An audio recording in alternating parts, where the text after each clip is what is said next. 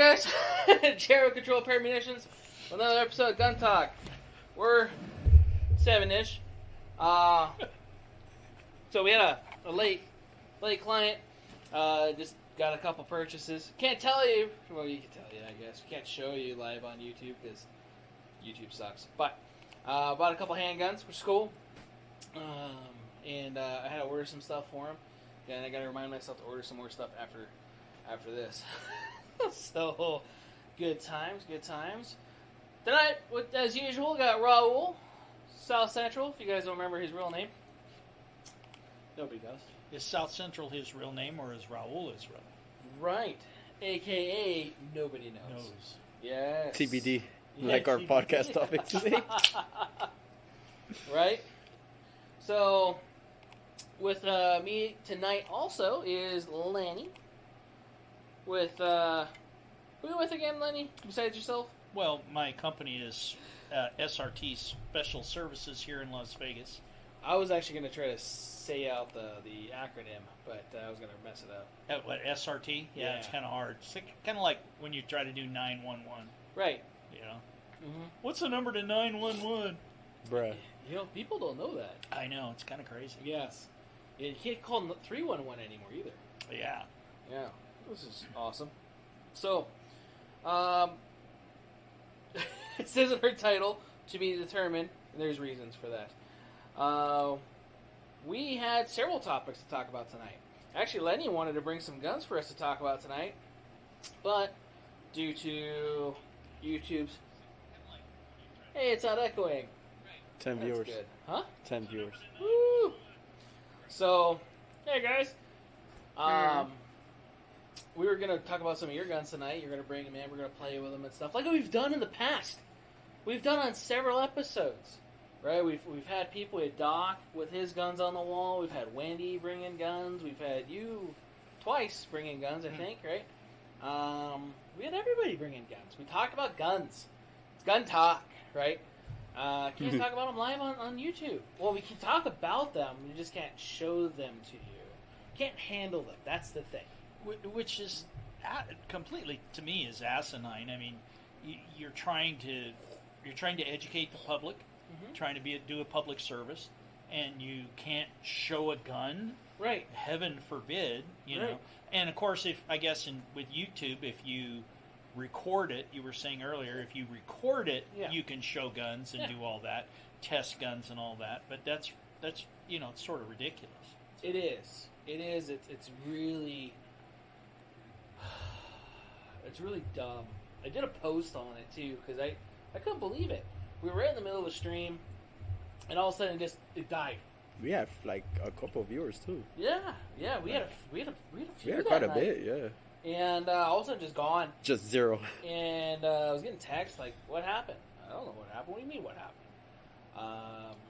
And we were trying to figure it out. I'm sure a whole bunch of people, like on the audio podcast, were trying to figure out what the hell happened because we're all talking like, "What the fuck happened?" You know? It's kind of like the Peanut, Jeff Dunham, when he's having fun with the deaf people. We got a Facebook comment. Ooh, which one? Miguel Lopez. Well, it is a gun shop. Sub J. What up, man? Right. No, it is a gun shop. And we talk about guns and safety of guns and the importance of safety of guns. And we don't talk about anything else. And I guess I understand it because other people may have. It didn't specify the reasoning other than handling the firearms. I am assuming, opinion-based, that it's for potential use of firearms. I believe it's because there's been a couple of evil idiots in the past who have live streamed as they're shooting people and New Zealand. Well, yeah, it's ridiculous. I mean, I get it. I totally get it, guys. But I mean, if I'm sitting here trying to show a potential new shooter a new gun or a different variety of something, I can't show it to them on a live show. Yeah. And so, and I don't get a chance to come in here as often as I'd like to, and so it makes it, kind of difficult, and it's I get it, but I don't get it. Right. You know. Makes it almost where we're gonna have to do some recording ones, you know, and or whatever. Recorded, yeah. Well, they'll know if it's recorded or live, though. Unfortunately, YouTube will be like, "Oh yeah, it's not recorded." You know, they're a bunch of boneheads, I'm sure, but they might be able to figure that out. Yeah. So I don't know. It is what it is. It is, and it does suck because I did want to play with the stuff you got. Like I wanted to talk about the Hellion. You know, I wanted you to bring that down here and a couple of other guns. Well, we've talked about it before. You know, doing like an all bull, because I probably of anybody here in Vegas, I've probably got the biggest collection of bullpup rifles and shotguns. So I mean, you know, we could do a whole show on, you know, hell yeah, you know, what the bullpup is and how it's developed and how it's evolved, and you know, we might do a recorded one, maybe even out of here on range. Yeah. Right? To where then we don't have that issue. You're not invited. You never gets invited to go shooting. I've been wanting to go for so long. But I know. Hey, what's going on, man? Video's choppy. It seems like it's choppy. 15 viewers though. Yeah, I'm hoping that can you at least hear us good? I'm hoping you guys can at least hear us good. I don't know what's going on because that laptop was it looked like it was good earlier. I did all the shit to it earlier. I cleaned it up, and it just started getting choppy out of nowhere. When I loaded it, so it does seem a little choppy on my phone here or there too. Oh well, we've been chopped before, you know. Yeah, we definitely had a whole bunch of chopperness. At least we don't have Chop here in town. Yeah, which is good, or Chaz, or whatever they want to be today. No, they try to tend to stay in the Northwest. Yeah. Speaking of it, you were saying we had special viewers from up Northwest. Yeah, well, yeah, we've got the McPherson family in Canby, Oregon. Oh, Adam and Mackenzie, who are tuning in. Nice. Hello. Look at that. See, special shout out to them. Yeah. Nice. So, and I think we've got probably one of my guys named Raul who's watching also. I'm right here. Not you. Different. There's more than one, you know. Thank you guys for that. The audio's good. They clarified. And then, Mackenzie's, hey, gentlemen, we can hear you loud and clear. Choppy video, though. That's my dad. Hi, Dad. Hi. What happened to your hand? I twisted my wrist. I don't know what I did. It's a bitch when you get old. Right? You know, you get out of bed and you go, oh my God, what did I do? You know, you think you went 10 rounds with the Incredible Hulk. You know, you might have in your dreams. You never might know. have in my sleep. You never know. So I've had those. I'm not even that up there yet. We'll just say that. And I wake up. Oh fuck, you know. But it's been like that for 20 years. Yeah. So. But yeah, I mean, we could do that. Do that or do a tactical. I mean, I've got a ton of tactical shotguns. Everything from a double barrel to the Genesis 12. Ooh. So we could do sort of an evolution video kind of thing. That'd be cool. Because I do have a double barreled street howitzer. Yeah? You know, oh yeah. Yeah. You know. What they called the street sweeper back in the day. Well, the street howitzer, and then the street sweeper was the But the magazine fed one? Well, it was basically a revolver. Okay. And it was a wind up. They were really there was SWD made it. It was originally made designed by a company in South Africa called Stryker. Okay. And then a company here in the United States, Penn Arms, started making them just before the '94 ban, and then they became destructive devices, which is ridiculous because it was a 12-shot revolver, 12 gauge basically, but it was a very handy. The Penn Arms guns were very reliable. Okay, well that's good to know. I remember Stryker, and I think that's where I got it from. And it was a little shorter, right? Pistol grip. Yeah. Is it the 18-inch barreled or is it? They came in 18-inch barrel. Law enforcement versions came in 12. Yeah. And then when they made in '94, they made the they classified them as destructive devices and gave you a chance to to go in and register them. And so then you could cut the barrel back to the 12 inches without any problem because it was a registered destructive device by then. Yeah. Okay, I like that. I know they're trying to discontinue the NFA stuff right now too. GOA, I was just reading about that earlier. They're fighting the NFA stuff. So hopefully more of that type of stuff will be available. So maybe I could get a suppressor the same day in the near future. Well, right? it's really weird when you look at different things between, say, us and Europe. In Europe, with a bolt-action gun to hunt, you have to have, in most places, you have to have a suppressor. You can walk into a store and buy a suppressor. And walk out with it? And walk out. Mm-hmm. It's like you'd walk in here and buy a magazine. Bruh. Where here, oh my God, it's and of course a lot of the congressional people, they have their whole mind. The suppressors work like a Hollywood, absolutely silent gun. Bullshit. Yeah, which is it still makes some noise. Yeah. Fairly loud too. Oh, yes. The video's just smoothed out according to my daughter. Yeah, it did. So. Oh, did it? It looks a lot better. 19 viewers too. Woo, look at that. 19, man. We're that.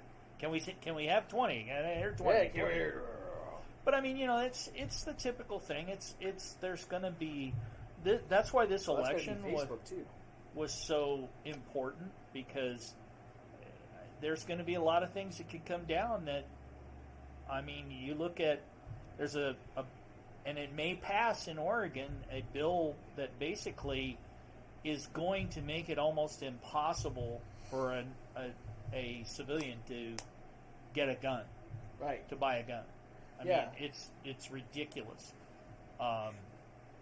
You're going to have to go through a background, and then you have to go through a certified training class, and then somebody has to issue a permit. So somebody from the local law enforcement's got to say, okay, well, he's okay to have a permit, so you can have a permit. And then you could go buy a gun, but you can't have anything more than 10 rounds. Mm-hmm. Typical, like, Californicating everything.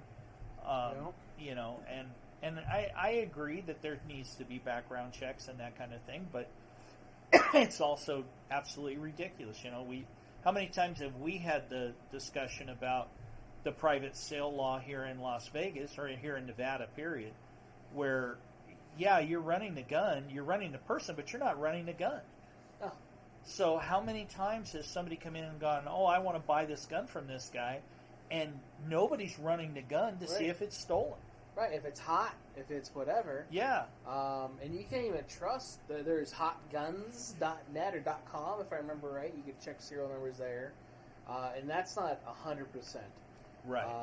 The only real way would be a law enforcement scanning and or check, which the only way we do it is when we do our consignments.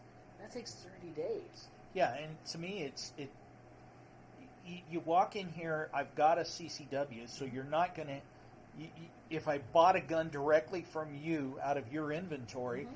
I don't have to wait for a background check or anything. Not here in the state of Nevada. Yeah, here in Nevada. Yeah, that's true. One of the still sort of free states. Right. So I don't have to do that. We're turning red right now. Yeah, well, hopefully. Yeah. We'll see. In a couple days. Yeah. But I mean, the bottom line is, the whole thing is, if you're going to do that, why can't you just come in, hey, I've got my CCW, okay, I'm going to buy this gun from this guy, okay, fine, sir, let me see the gun, right? And, you're doing the same thing with a background check. They could run the gun the same time they're running a human being. They're taking the time. The same system, the NCIC, is where stolen guns are entered into. So instead of running the person, because the person has a CCW from Nevada, mm-hmm. then run the gun. And how many stolen guns are you going to get off the street? How many guys who are in possession of stolen guns are you going to end up arresting? Right. Who are trying to sell them? Right. And sometimes, and in most cases, some people don't even know they're in possession of Absolutely. said firearm. It happened to me a couple of years ago, and I had bought a gun off of a guy off Craigslist before the ban came through, and it ended up being a hot gun, and it was recovered, and I'm out the money, so.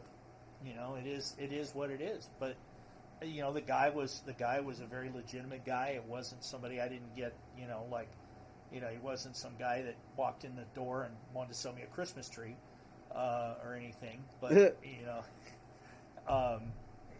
we got a Christmas tree tonight.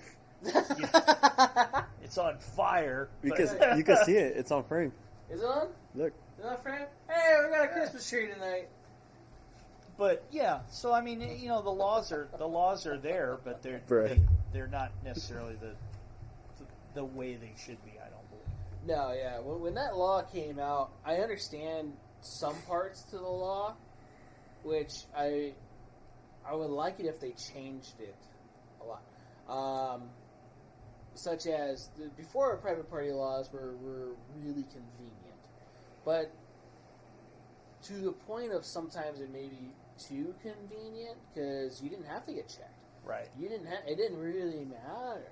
So yeah, in some cases, yeah, a lot of people. Well, not a lot, but I'm sure there were some unlawful people in possession of said guns. Oh, absolutely. People from out of state that were not allowed to have possession of those guns, and so on. Which, okay, it's still stupid. Second Amendment's a right, and we should not have to deal with that anyway. I mean, again, within the legal sense of it, right? And I would like to say every state should be the same. It'd make it nice. It would be, yeah. And it's like CCWs, though. I mean, there should be a national reciprocity because you have national driver's license reciprocities. Right. I can drive in every state in the country with my Nevada driver's license, but with my Nevada CCW, I can't carry 30 miles away in California. Right. Bullshit. Right. So, and in all technicality, you could do more harm with a vehicle than you can with said firearm. Yep. And no matter what the magazine capacity is. So, case in point, Bulldozer. Yeah. Bulldozer, now, he was targeting certain things, and nobody got hurt. He wasn't trying to hurt anybody. He was trying to make a point, right? But that vehicle was designed to remove whatever. Look at the terrorist attacks in using a vehicle in all over the world. Mm-hmm. I mean, it's the easiest thing to do: get a bus or a truck and drive through a whole crowd of people. Right. But oh, heaven forbid we can't. And they don't blame the car manufacturer, and they don't say, oh, let's ban cars because that terrible assault weapon truck. 25 viewers. Nice. And so those things are kind of pains in the butt. Yeah. Yeah, no, dude, I definitely agree with you there. And I never understood that, especially when they're trying to come after gun manufacturers. Or now, gun stores. They're trying to get after gun stores for. Well, for you're doing that dirty dealer that's really putting the guns in somebody's in a person's hand to do so much damage and just because they've got, and you do everything right. And I mean, a perfect example is the kid in Uvalde. Yeah. That evil little bastard. Right. I mean, he was legal to buy the gun. Mm-hmm. He didn't have a criminal record. Mm-hmm. And so the dealer that sold him the rifle, or rifles, I can't remember, he had 2 or whatever, but I think it was 2. Yeah. But I mean, he legally bought those, did all the background checks. Mm-hmm. And then there's people like Beto O'Rourke that, we have to have stronger background checks. What are you going to do?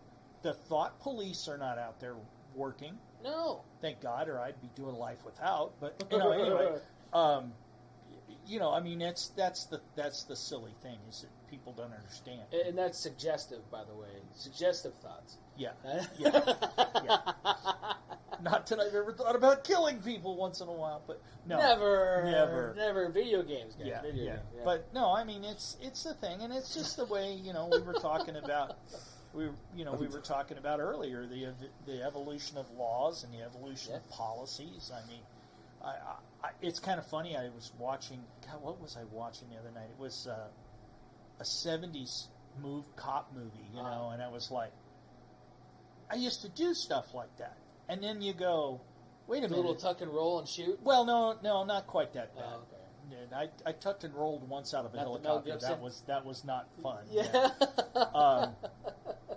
But anyway, you see the things, and it's like, God, we used to do that. That was before cell phones, before the internet, before all these databases. How we didn't all get killed as cops, I don't know. Right. I mean, before. I mean, I first time I got shot, I was wearing body armor that my parents had sent me for money to buy, and that was really at the very first part of when people were, police officers wearing body armor, and there was, and I got heat from the investigators because going, why are you wearing a body armor? Well, because I got shot in a traffic stop, which is exactly what happened. But I ended up getting this. It was like, well, why were you wearing body armor? Were you out trying to kill somebody? No, I was trying to keep me alive. Right. And now, police officers, I mean, that's everyday stuff. Is common, body armor. I mean, I think you get fitted for that right after you get fitted for your uniform, or at the same time. Well, depending on, I think, the department too. It depends on the state and then the area. Many either get fitted and then paid for, and or you have to then pay for it, or they give you an allowance. Usually give you a uniform allowance that you use to maintain that kind of stuff. Exactly. So, which is nice to have, if you have the ability to. Yeah. But a lot of the guys, when they come out, they don't have a lot of money. No. Our Metro guys, they have to go out and buy all their stuff before the academy. They have to have all their stuff ready to go. They have to go, yeah. I didn't know that. Over $1,000-something worth of shit, man. And just equipment. That's your holster, that's your gun, that's your mag pouches, that's extra magazines, that's a gun belt. That's I think you have to buy cuffs. I think you have to buy a cuff holder. I think you have to have cuffs. I think you have to have a baton.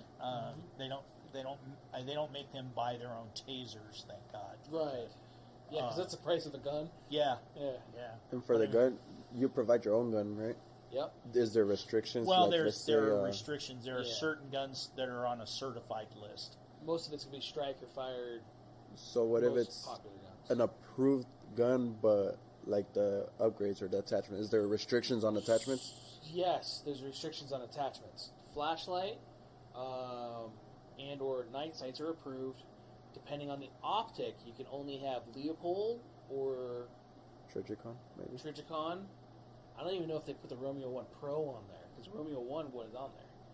So I don't know if they did the testing on that or not. But the Trigicon RMR, or the SRO, I think it is, and then the RMO, whatever the fuck it is. I don't know. Trigicon's weird. Well, and it's like, it's like anything. I mean, we were talking earlier about the evolution of like police equipment.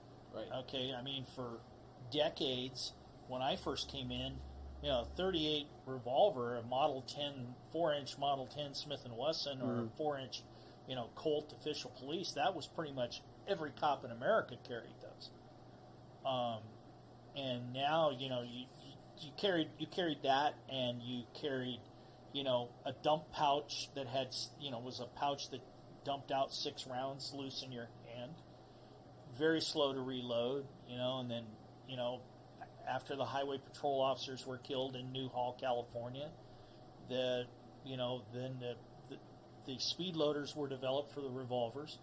And eventually, you look at it now, and, about the late 80s, mid-80s, late 80s is when semi-automatics started to really become kind of mainstream for law enforcement.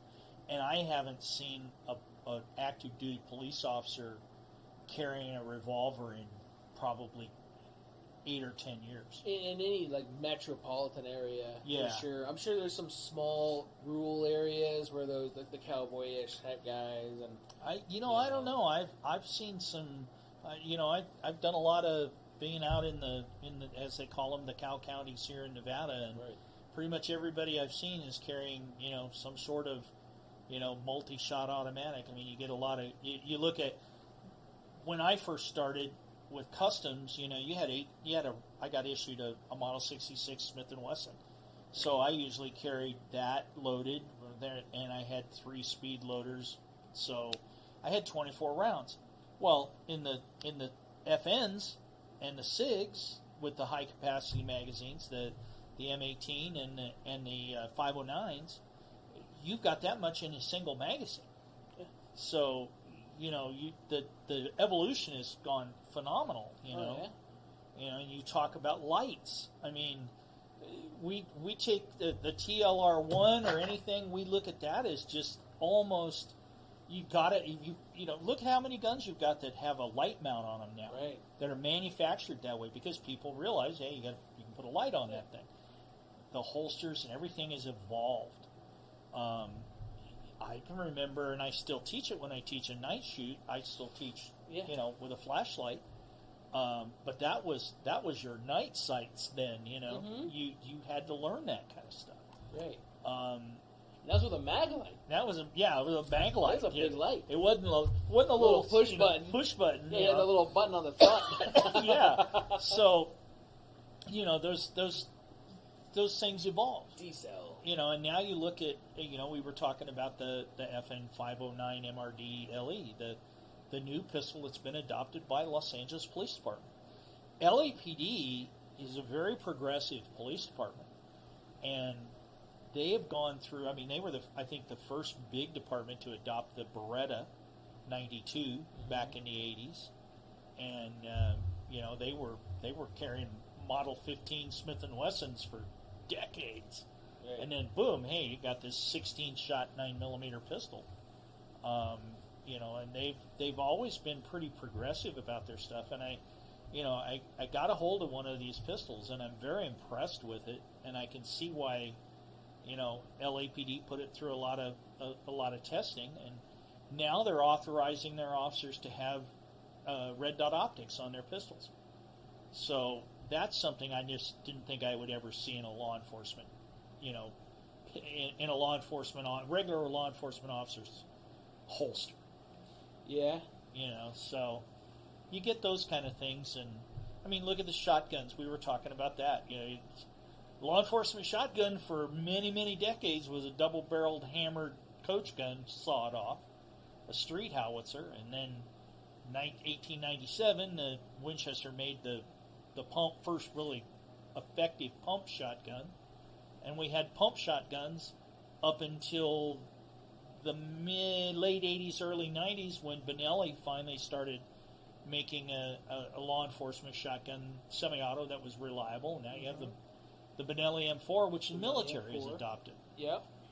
And then, you have things like, weapons like the Genesis 12, which I'm just amazed. I just got one of those, and I'm amazed at that system because it works like a champ. So, that's that evolution of things, But I mean, I'm old. Okay, I've been a firearms instructor in law enforcement since 1980. But I started, when we were still carrying wheel guns. And I mean, everybody carried a wheel gun. And I was a military policeman, carrying a 1911, which was just weirded every civilian cop that I ever met. Go, what do you got? Oh, 45, 1911. Oh, I wish we could carry that. We've got a 38 or a 357. And we're all going, I really would rather have a 357 than this, but 1911's still been a good pistol. Yeah. Oh yeah. I would definitely choose a 1911 over a 357. It made it a lot easier. Well, I will tell you one thing. Mm-hmm. You learn when you learn how to shoot a revolver, and I've been told I'm one of the few guys still here in Las Vegas that can actually teach the right way to shoot a revolver, rolling the trigger and that. Once you do that, the double action, single action automatics, they all become, because they're like the Beretta. The Beretta, the first shot's a revolver, and it's semi-auto. It's a semi-auto pistol after that. But that's why I've never been a big fan of the double action, single action pistols. Although I own a couple of them. Right. But I've just never been like a super fan of them per se. I ever since Glock brought the Striker out, it seems sort of silly to have and I'm a single action 1911 Browning high power kind of guy too. So it's just whatever you train with and you get used to. Yeah, and you're comfortable with. Yeah, you're comfortable carrying it. Right. But I know guys that one thing when I can tell you one thing with revolvers, you see all of these guys, you see shootings now, law enforcement shootings, and you see how many, there was a shooting in Cleveland a couple of years ago. They after a big chase, they shot 10 officers shot 137 rounds. Bruh. And you didn't see that back in the 70s and 80s, that many rounds fired, because guys were kind of, you realized you only had 6 rounds and then you had to reload. So you became a lot more accurate shot, I think. At least the guys that cared about it. Yeah. Well, yeah. And then you had the Los Angeles shootout thing, which a lot of guys. Well, that changed changed everything. That changed everything. That was nationwide. That's what brought the patrol rifle. Yeah. And it's kind of funny because it was really the I think it was the biggest example of ever up until then, and I'm the same way. That's why I've got a gun safe full of tactical shotguns. Right. Because I was always like, hey, if I had a shotgun in my hand, I feared nobody. Right. But it was proven in that one incident that shotgun was just not always that effective weapon, and when you need a rifle, distance though too. Well, yeah, but I mean, even because 35, 40 yards, you're done with buckshot. Yeah. And if you have a slug, maybe, but a lot of departments don't let you. Yeah. So I mean, that brought the patrol rifle now, and now you see everybody with patrol rifles. You very seldom see. Shotguns. I'm not saying the shotgun is dead for law enforcement. They use them with less lethal. Effective, yep.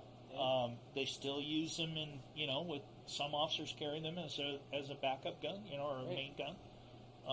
They can be a devastating weapon if you know how to use them. Right. But then you've got Remington gone.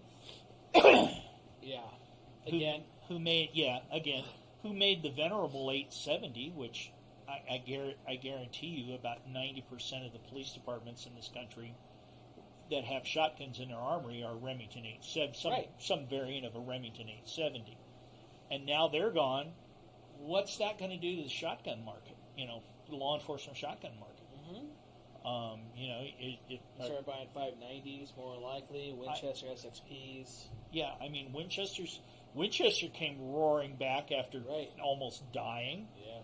I hope that somebody, whoever owns Remington now, realizes the 870 is still to me probably the preeminent. I love that. Gun. Yeah, that's my favorite pump gun. Yeah, hands down, bar none.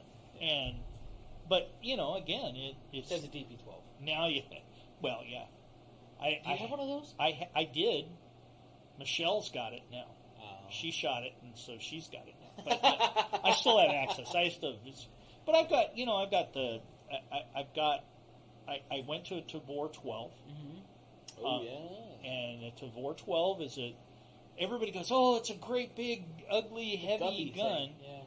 But it's not heavy. Yeah. It's a bullpup, which I have a soft spot for anyway, and it can be loaded if you ghost load it with 17 rounds. Yeah. That's a lot of firepower. Yeah. And mine works like a champ. Mm-hmm. So I mean, they're very effective. They're a very effective shotgun if you want to. I mean, I would have loved to have had one of them or the DP-12. Yeah. Kicking doors in. Oh, yeah. Oh my God. Yeah. 16 rounds of double-aught buck in a house. I fear nobody. No. You know, you knock that down. But I No. mean, and it's kind of what I'm really. I got a hold of this Genesis 12 about a month ago. I've probably shot 300-400 rounds through it. Mm-hmm. Works like a champ. It's basically a 12 gauge AR-10. Yeah. So magazine changes are quick. You know, it's a 10.5 inch barrel. It's small. It's a firearm. It's a devastating. Depending on the day. Do what? Depending on the day. Yeah, depending on the day. Yeah. The ATF's designation today is. Yeah. But I mean, people are, I just see, and I don't know what's going to be the next thing in law enforcement. Mm-hmm. It's hard to, we would have never envisioned a taser. No. And you see virtually every police officer in almost every jurisdiction with a taser. Right. So I mean, and tasers can be a very effective weapon. Be very effective. It's known as a lethal weapon in some counties, and I don't know if you remember or not the cop that was prosecuted for shooting the person that took his taser in Atlanta. Yeah, it wasn't Atlanta. I think it was South Carolina. Was it? Yeah, the one that they videoed. Mm-hmm. Yeah, he was actually okay when he shot at that guy. Yeah. But he chased him down because he didn't see that he'd actually dropped the taser. Yeah. So it's one of those split moment things. Yeah, but then what he did was he ended up chasing the guy down and shooting and killing him. Yeah. And then went back, got the taser, and put it on the body. And at that point, guy was done. See, I didn't remember that part. Yeah, that was the very bad thing, and that's that I hate that guy because he's a crook. I mean, he wasn't a cop then. No. He became a hoodlum. Yeah, that's not right. And again, I did not know about that part. Yeah. And so my thoughts and feelings have changed. Yeah. Because to me, it was one of those split reaction things. Because the videos and stuff I remember watching was the guy grabbing it from after wrestling. Because the guy was good. He was very complacent. Compliant. Everything was going good, and then all of a sudden wasn't. Yeah. When he was trying to put him in the car. And once he tried to put him in the car, that's when the guy decided to get rough. They wrestled. He grabbed the taser. I remember him pointing the taser, and then I remember the guy shooting him after discharging the taser. The other stuff I do not remember, which doesn't mean anything because my memory is fading. But who are you? No. Right? Squirrel. No, but I mean, it's those things, and I tell people, they go, well, why did he, that's the old, why can't you shoot the gun out of his hand? Sorry. We get that a lot. Yeah. Yeah. Why don't we just shoot him in the knee? Yeah. Like, you know what the average size knee is? I mean, you're looking about here. Well, doing and this. they all see where the guy got shot in the leg, and he's still walking around, and it's usually the hero. He's still walking around. It's just a flesh wound. Yeah. Take a round on the inside of your thigh, and let it clip the femoral artery. You got less than 3 minutes if you don't have it tied off. Right. You're going to bleed out. So there's nowhere to, it's that whole thing about let's shoot somebody. I'll just shoot him in the leg or I'll shoot him in the arm. Do the brachial artery. Same thing. You're going to bleed out if you got 3 minutes. You're going to bleed out. Mm-hmm. Depending on the person too. Yeah. Well, that's true. Yeah. So I've heard as fast as 30 seconds. Well, I don't know if it's that quick, but depending on the severity of it. Yeah, it depends on where you got hit and how if it's nicked or if you blew an artery out. Right, blood pressure. Yeah, but I mean, it's not a good thing. It's not going to be one of those things that you want to experience, But I think a lot of that is, and I tell people, it's like the Rodney King thing. Those guys were using the force that was authorized at that time by their department. Yeah. And it didn't work. Right. They had a taser. It was the old giant Star Trek looking taser that didn't work worth a damn. It wasn't the new X26, the current ones that guys are carrying. And it was like, okay. Which still without the proper training, and even still with the proper training, is hard for it to be effective. Oh, absolutely. Because the prongs have to be a certain distance apart for it, and also the tolerance of the person, too. Or the clothing, or there's so many variables with that. Yeah, I mean, if you've got a heavy jacket on, you don't make contact with the body, you're not electrocuting anything. No. You might make the jacket warm, but that's about all you're going to do. Woo! But it's like, it's cold outside. There's so many variables to it. And I tell people, I said, look, until they develop the Star Trek phaser, where you set it to stun, and you shoot somebody and they go night-night, and you don't have to beat them up and you don't have to kill them, you're going to end up doing it. Or the Judge Dredd gun. Yeah. Where you changed it for ammo. Yeah. Yeah. So, I mean, those things are, who knows? I mean, we've look what we've come since I got in this business in 1974, and Jesus, and it's 48 years ago, and look what we've come to. I was issued a 45 and a stick and a set of cuffs. Mm-hmm. And I mean a stick. A beaver tail sap, which I still love. But those were like cutting edge tools now, and now they're like, you have a collapsible baton, you have a PR-24, you have pepper spray, you have tasers, you have all this stuff that is developed. You have less lethal rounds for shotguns, those kind of things. They had taser rounds too for shotguns for a while. I don't know if they still use those. The X100. The problem with those rounds is they are $100 a piece. Yeah, they're very effective. Phoenix PD was the first person to shoot somebody with them, and it was very effective because you get the physical thumping of getting hit. You get the kinetic energy. Then you get a 30-second ride on the taser. Yeah. And we were looking at them, at State Department level with anti-terrorism and potentials for checkpoints and those kind of things. But they're just damn prohibitively expensive. And they're not you can't change the battery in them. Once they're loaded, they're loaded. So when the battery eventually dies, the round is no good anymore. So they kind of are expensive. I know one of my current fellow instructors has one. It was the Mossberg version, so it came with the yellow furniture. Yeah. And I think he has one or so rounds because it came with ammo. And he's like, yeah, I had to shoot one. Just to see what it was like. What'd you hit with it? And did you hit a turkey and char it on the side or something? Yeah. Well, how did you test that? Did you get a friend to... Well, he's a Marine too, so who knows? Yeah, probably shot some guy in the barracks. Right. Hey, come here, man. Over, yeah. Yeah, like you earlier. I got a 6-pack here. Right. I give you verbal consent to shoot me. But I mean, it's those things, and that development will always be there, hopefully. Right, and yeah, technology has always been involved, and I do agree with that. Like here, our approved Metro guns have changed dramatically with even the last few years. They've allowed more firearms on the list. Before it was very stringent, mostly Glock, Smith & Wesson, certain Smith & Wesson models, and so on. Now they've opened it up to the 509. They have the 320 on there.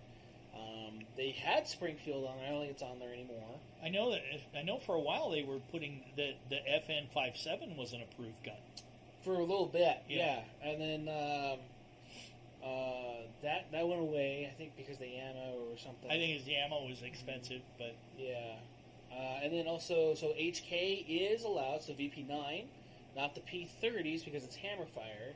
They want it all striker, but they recommend not getting a VP9 because the armors can't fix it.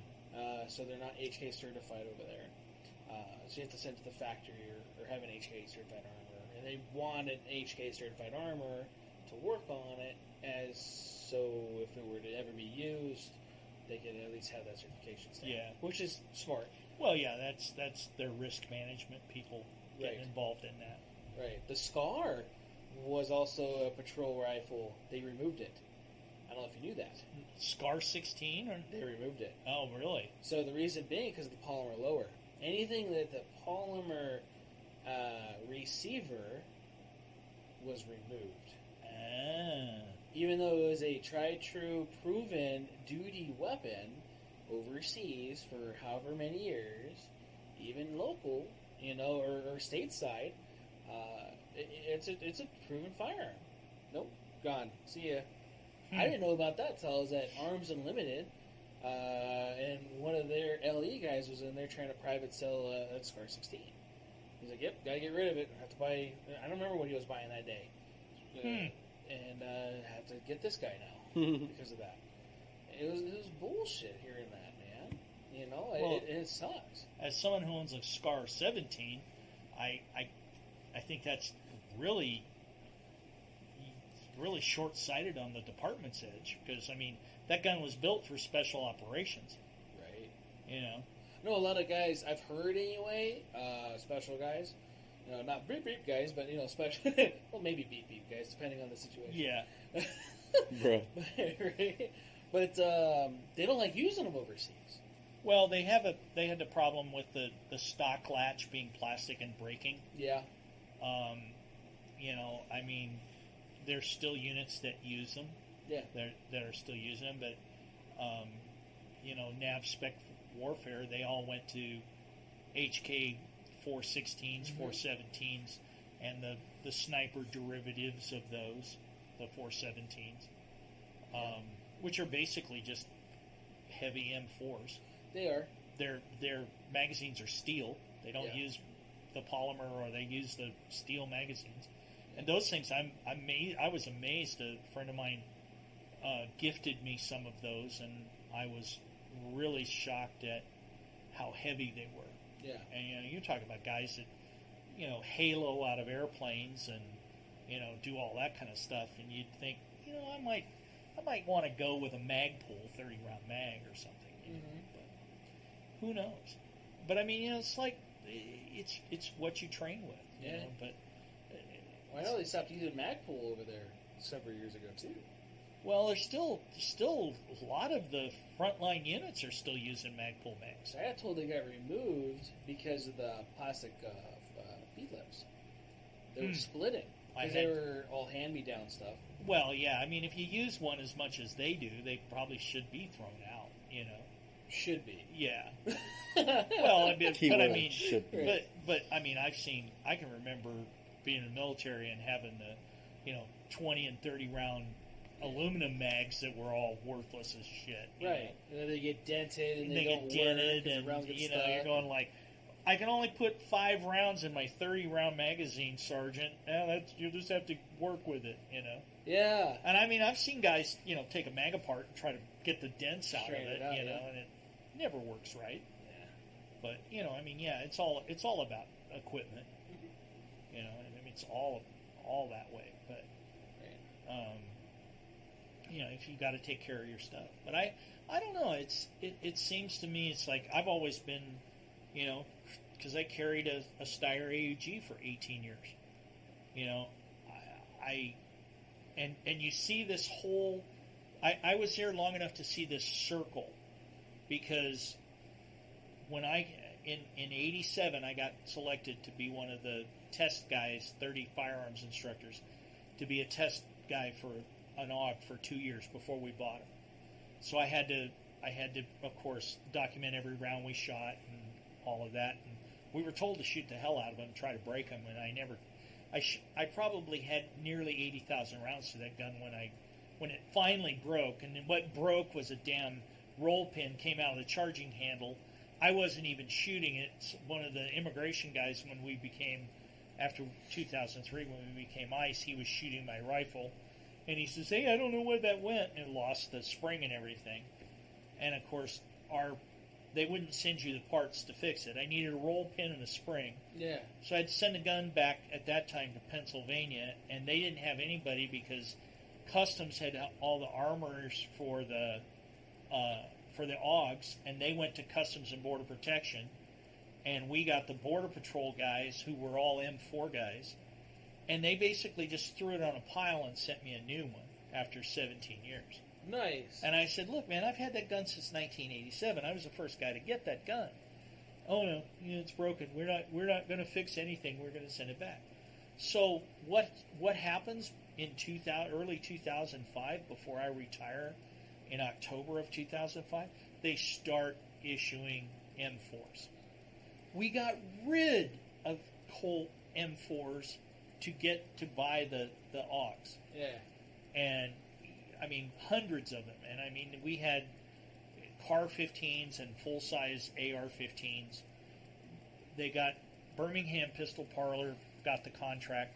They bought all of those from Customs and paid for the AUGs for the whole country. And they sold those things like hotcakes. But we got rid of the M4 because we got a rifle that was a much better weapon system. Yeah. But they didn't. Then we got when the merger came and we became ICE, and our firearms people were the ex-Border Patrol guys. Yeah. It was, oh well, if it ain't an M4, it isn't a good gun. Right. So, and now they've gone completely, DHS gone completely to M4s again. So, and they said, well, we couldn't put a red dot sight on it. And the international sales rep for law enforcement and military is Ernst Derl. He is the guy who gave me my class in 1987. I see him almost every year at SHOT Show here. And I told him, I said, hey, he asked me, he said, why did these guys get rid of the AEGs? And I said, because you couldn't put a red dot sight on it. And he said, well, we would have swapped them out for the new flat top receivers if all they had to do was say yes. They would have given them brand new guns.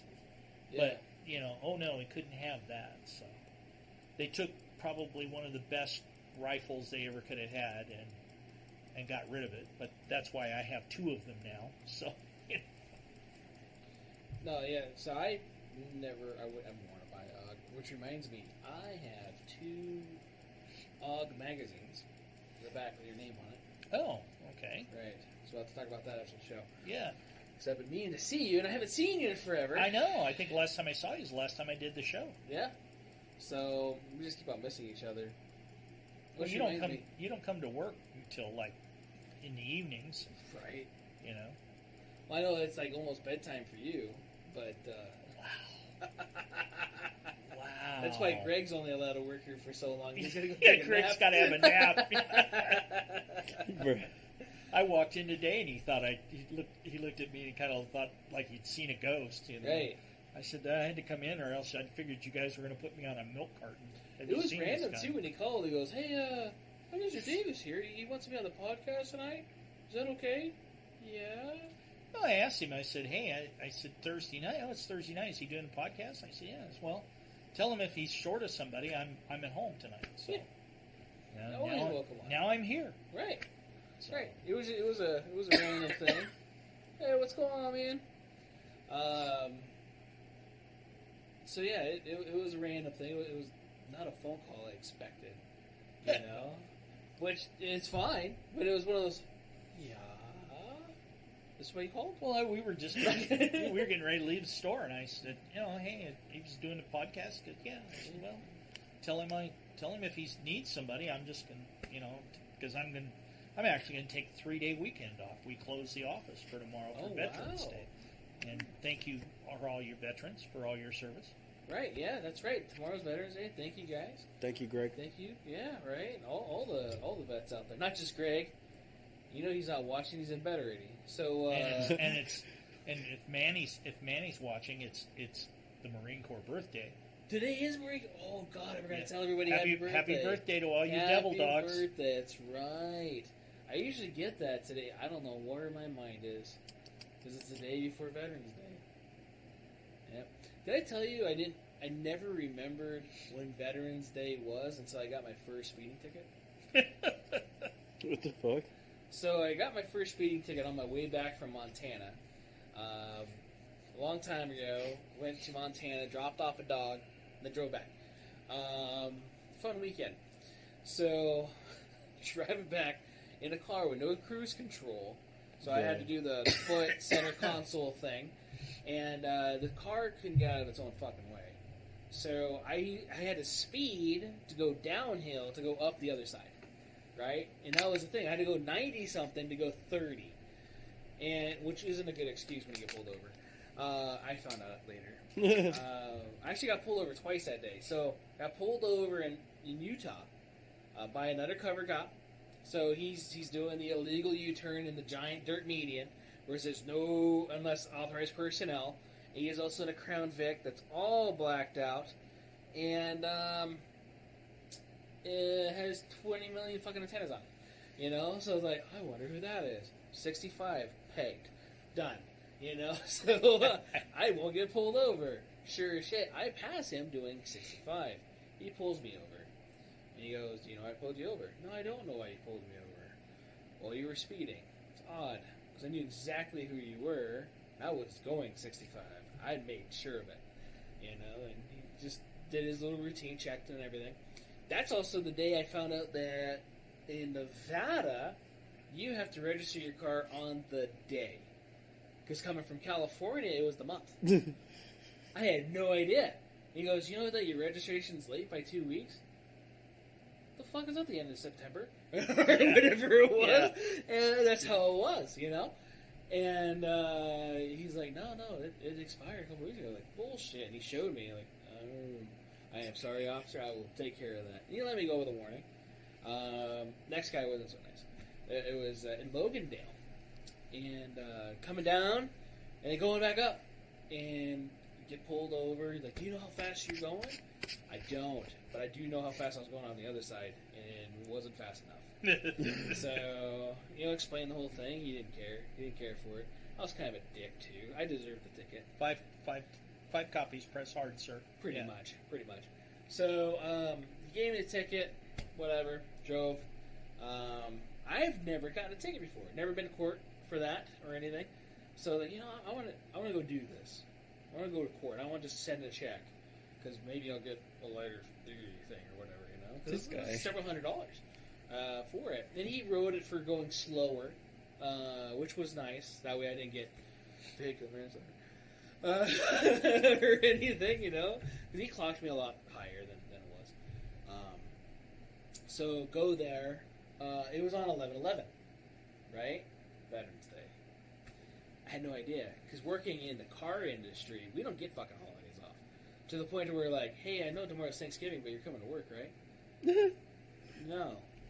Well, we need more volunteers. And you're being a slave driver because the store's going to be open tomorrow, right? Exactly. So, yes. Some compassionate owner you are. I am. I closed my company's office tomorrow. I was surprised just because of the week this is. And the possibility of what? Many took over Mike's shift. Yeah. So he works tomorrow. Yeah. That's crazy. Yeah. He's a vet. Let him have the day off. And Greg too? Everybody? No, I'm just kidding. We need all the monies. Just saying. It's actually cheaper if I give you guys all the day off. Is it? Yeah. You're my most expensive expense. How? Wow. You're one a day. Right? Not you in general, in employees. Employees are the most employees. costly. Manpower is very expensive. Yeah. Especially since he does his business like I do my business, and we pay our workman's comp, and we do all that stuff, and the insurance. So I could get hurt and get paid? Not if you're a bonehead, though. If they find your body. Yeah, only if they find a body. Right. Dump me at Lake. End Street. Dump me at Lake Mead. Just saying. Well, they'll find you now. But yeah, I mean, it's one of those things you sit back and you look at. Mm-hmm. You remember things from those, 11/11. You got a ticket. It's Veterans Day. Right. So that's the thing is, I called. It was a Monday. Veterans Day fell on a Monday that year. It was 2008. Start year. And the recession. So call up the Thursday before, actually Wednesday, Thursday, and the Friday. Never got a hold of the courthouse. Called several times. And I was like, okay, no information on the website, no nothing. Like, I don't know, maybe they're observing the holiday? Who knows? I don't know, because maybe they're doing Friday instead of Monday, because Friday's funner to take off. I don't know. So, but they didn't answer Wednesday or Thursday either. Show up there Monday. Now, if you ever wanted to, like, go streak publicly, and, wherever, if you wanted to go run down the street naked, like it's on your bucket list, go to Logandale, Veterans Day. Nobody's there at 8 in the morning. But if you do that in Logandale, you're probably going to go under the jail because the one deputy will be there. That's the thing. Dude, no car drove by. I sat at that courthouse for over an hour. I got there at 7:30. I didn't leave until 9. Dummy didn't know they were closed. I didn't. I was waiting for a cop to at least sign like I was here, or something. And I didn't even have a cell phone with a camera on it because it was back then. Yeah. So I couldn't be like, I was here, on this day, or with a calendar or whatever, So didn't have that technology. Drove back. Boss was pissed. I worked at BMW at the time. Like, I told you they were closed. Motherfucker, I don't want to have a warrant out for my arrest because I missed the court date. Not my fault they didn't answer the phones last week. And so I showed up the next day. Told them I'm going to go tomorrow. So I go up the next day, talk to the receptionist, and so she's like, oh, yeah, we were closed yesterday. Like, yeah, I know. I know. I was here. I was here. Nobody else was. Like, the whole fucking town was gone. And so she says, I want to see your original ticket. So I give her the ticket. Let me go get our copy. Well, he wrote a 2 over the second one. So it was 11/12. Because he didn't realize 11/11 when he wrote it was for that day. Right? And, like, that motherfucker. And she you never got a letter or anything? Like, no. I didn't know. If I knew, I would have pissed off my boss yesterday. Or drove up here because it's a far drive, just to go there for nothing. So she talked to the judge. Being last name Templin, I had to listen to everybody's story, which is funny if you've never been to court before. It's fun. The orange suits went first, which is always fun. They never did anything wrong. The one person who had, I guess, several warrants out for arrest. Well, I was just hanging out with my friends that were doing meth in the bathroom. I wasn't doing anything wrong. What the fuck? Yeah. Far be it from me, Your Honor, to be anywhere near associating anybody with some meth. Yeah. Right. So it's not my fault. And so those guys went first, and everybody else. That it was just listening to some of that shit. Like, oh my god, yeah, you deserve to be here. And when I couldn't point fingers, but at the same time, like, this is bad. I should have brought a camera or something. I should have brought a camera. Yeah. I tell people all the time, if Metro wanted to really do a favor to the citizens of Clark County, they would install seating behind a one-way glass at booking at CCDC. Yeah. That is the greatest show on the planet. Okay, some of the people that you see in there and how they come in and why they come in. Yeah. And, it always cracked me up. You're down there booking somebody and it's like, well, what do you got? Wow, I thought we had it bad. You ought to see this, It's like, right. Yeah, you get that, and then you get. I've been, when I've been TDY down to the border when I was still working, and you go down there and you get someplace you get down to San Ysidro, the busiest port in the United States. Yeah. Drive port. Oh my God. You see guys, there'll be people backed up that the inspectors have got 40, 50 pounds of meth or cocaine or fentanyl, and they're all sitting there waiting for the agent to come get them, to drive them to MCC San Diego, and then book them and turn around and come back. And those poor guys, they're just beat, man. They're just constantly doing it. Yeah. It's crazy. But yeah, we ought to do an all bullpup show or something, you know? I would like that. I definitely would, because I like bullpups. I respect bullpups. I've heard mixed things about certain bullpups, and never. Well, they all have their different quirks. Yeah. They're all different, and everybody. The biggest thing is everybody goes, well, it's not an M4. Well, no, it's not an M4. But I looked at when I was kicking doors, I was carrying an MP5. Ooh. Yeah. Okay. I want to buy one. And then when I'm carrying an MP5 with the stock extended, it's the same length as a 16-inch barrel Steyr GP model that I had. Mm. And I'd rather be able to shoot that with a much better ballistically cartridge and a much better range. Right. And we did a search warrant on a big plant down in LA, and we hit the plant floor, and there was a guy at the other end of the plant, and he wasn't even all the way at the other end of the plant. He was about 3/4 of the way across there. He was over 100 yards away from me. I've got a Remington 870 with a 14-inch barrel. I don't have a chance, a hoot in hell, if he opened up on me with a rifle or even a pistol caliber carbine. Yeah. I don't have a hoot in hell of defending myself with a 12-gauge double-aught buck at 100 yards. Mm-hmm. You know, I mean, it's just ridiculous. So, I mean, I started carrying the AUG, and it took a while to get it approved for urban entry, because the myth was the 5.56. You know, it shoots through schools. You know, Right. It's going to go through your, it'll go through your vest, and it'll go through you. Blow your lung out. And it'll blow your lung out, kid. And we did testing, and the National Firearms guys did testing, and it was. Did we go off the air? That's frequent buffering. Okay, Oh. we're good. It looks like it's running. Oh, it paused on here. Fuck. Yeah, because it paused over there too. Yeah. Are we out? Did it kick us off? We got the 18 line? viewers still. Yeah. Some of it's Facebook. Can you hear? Can you hear us still? Oh, hey, there we're still. Oh, there we're back. Hola. Okay. It moved for a second. No? Viewers are going down. 16. Yeah, it's YouTube now. It's on 16. Dirty bastards! You're cutting us off. Right? You're talking about stuff that shouldn't be talked about. Who knows? It's hurting somebody's feelings. Oh no!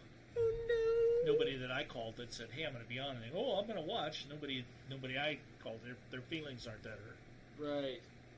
So, I like how you got it to do that. I do have a question on YouTube if anybody's still watching. I haven't even had YouTube comments at all. Really? And I have it on multi-stream. YouTube comments, dude. What the fuck? Oh, I get told it's still good, so I guess it's just probably here. But it has dropped off of YouTube, people. So, Danielle is asking, hey Lenny, what do you think is going to happen with Nevada after this election? Meaning, guns and gun laws. What the fuck? Not you. Hold on a second. Best adult dating site? What the shit, Fox? Is that Sorry. Bruh. Report. According to my greatest fan in Canby, Oregon, the audio's back, the video's back, but it's choppy. Yeah. They're like, should we kick him out? Nah, we'll give him a chance. Right, maybe. Sorry, I've been thrown out of better places than this. I'm reporting the bot that just came in and was putting adult website shit on there. So I mean, what is Danielle's question? What do you think is going to happen with Nevada after the elections, meaning guns and gun laws? Holy shit. Well, 90%. 90% reporting. Lombardo's on the lead. There you go. 90% reporting Lombardo is still ahead. No, 90% of the votes are in. Uh-huh. And as of right now, Jim Lombardo got 454,000. Sisolak got 427,000. What about Cortez Masto and For the Adam House? Laxalt? Laxalt was winning. Oh, that's Senate, right? Yeah. Laxalt got 449,000. Cortez got 441. 41. 441. Hopefully we keep that one going. Most of the state is red. So. Yeah. Yeah, opinions, obviously. Opinions. Yeah. Don't fact check me, dude. Well, Danielle, in answer to your question, it's hard to say. In Nevada, gun laws are going to be in Nevada. The state laws are going to be run by the legislature. The legislature is really blue. It's really democratically controlled. They don't have a supermajority, but it is democratically controlled. I don't think there's anything in this coming legislature. I don't know. There may be somebody who will go, well, we need to have the assault weapons ban. We need to have this magazine ban. All the Sisolak crap. The only thing, and I know Joe Lombardo personally. I hope he wins. I voted for him for governor. But Joe has said some things in the past where he said, "Hey, concerned that people don't have 2017. They shouldn't have." Yeah, sorry. After the October 1st shooting, he said he didn't believe that people other than law enforcement needed anything more than high standard capacity magazines. Mm-hmm. I'm sorry, Joe. You know as well as I do, when seconds count, the police are minutes away. Right. And if you shouldn't be the one to tell me how to defend my family. Now, do I need a belt-fed, Dillon M134? I would love to have the money to have it, just to say I've got that money, because I wouldn't have it. But if I could have it, they're fun to shoot. I've shot them. They're a lot of money. But you know what the M134 is? It's a 6-barrel 308 Gatling gun. Yes. Shoots 4,000 rounds a minute. Minigun. The one that's on the Warhawk? Oh, that's a whole different. No, that's same style. That's but a Gao. That's a Gao 8, I believe, and that shoots 30 millimeter rounds at 4,000 rounds a minute. Yeah. But anyway, back to Danielle's question. I'm hoping that we take at least the House on the national level, because they are the ones who control the purse strings. And I know that with the Bruin decision in the Supreme Court that says only Congress can make laws and not agencies, i.e., there are several things that are going on with ATF, i.e., the arm brace BS. Oh my God. The rare breed forced reset trigger. They're making a determination that's contrary to law, and they're making law, basically. And the Bruin decision in the Supreme Court says they can't do that. So hopefully we'll control Congress, and they'll rein them in a little bit with their budgets. But with that being said, there has been a lot of even the red vote going against the 2A community as well in several states. In previous things, whether that's funding for campaign reasonings or whatever it is, obviously speculation, but just saying that it has happened, and several states have had representatives vote towards more gun legislation, again, being whatever it was. So they're not everybody says that Republicans are only one-minded, or we're only out for ourselves, and then we're all about guns and whatever it is, and it's not true. We want guns, we want freedom, we want to be protected. I don't think we're asking much, like you said, seconds can be the difference between life or death. And I'm sorry, I'm not waiting. You know. Well, and I have to say, Just everybody goes, "Oh, yeah, AR." This is all faster than 911. Yeah. I wear this for reasons. Everybody goes, "Oh well, nobody needs an especially the commander and the poster boy for dementia for hospice." Yeah. Opinion. My opinion, strictly my opinion, folks. Right. But he says, "Oh, nobody needs an AR-15 to defend themselves." There's been several cases. AR-15 is a very easy rifle to shoot. It's a very effective tool. A very effective tool in the fact that people can defend themselves. And I don't think... Now, we have 20-plus thousand gun laws in this country. If you commit a crime with a gun, stop bailing them out without, start holding people, start putting them under the jail for a gun crime. Don't plead it down. If a guy uses a gun in a crime, put them away. Right. If they're crazy enough to use a gun, and I don't care what color they are, I don't care I don't care if they're pink with purple polka dots. If you use a gun in a crime, you should go to prison. Right. And go to prison for a long goddamn time. Right. It's one of my... I was a law enforcement officer 31 years. I don't believe that only law enforcement should have guns. I don't believe that you shouldn't have the right to defend yourself. And I don't believe that it should be your choice to decide what works for you. Right. Some people can't shoot a double-barreled shotgun, old double-barreled shotgun. Because all you need is a shotgun. Yeah, just go out and fire it in the air. Right. Okay, you're discharging a weapon, you're violating the law. That's illegal already, right? It's illegal. That's completely illegal. Unless you're in North Las Vegas. Yeah, well, no. That's a whole different story. Well, or in South Central. Well, you're not allowed to because it's Clark County, and also underneath NRS statute, whatever it is. Yeah. But in North Las Vegas, they don't get called out unless somebody gets hit. But yeah, you don't. I don't believe anybody should Correct. be. You should be. If you think, hey, an AR-15 pistol works great, which I think is a great defensive gun. Yep. I think they're one of the best pieces of equipment a person can have. Yep. So give that person that choice. That's what we need. So I don't know, Danielle. It's hard to say. I wish I had a crystal ball and it could say that. I don't know. I think we're going to have more concerns come 2 years from now, in 2024. And I think at that point we're going to see some changes. Right. Maybe very good, maybe very bad.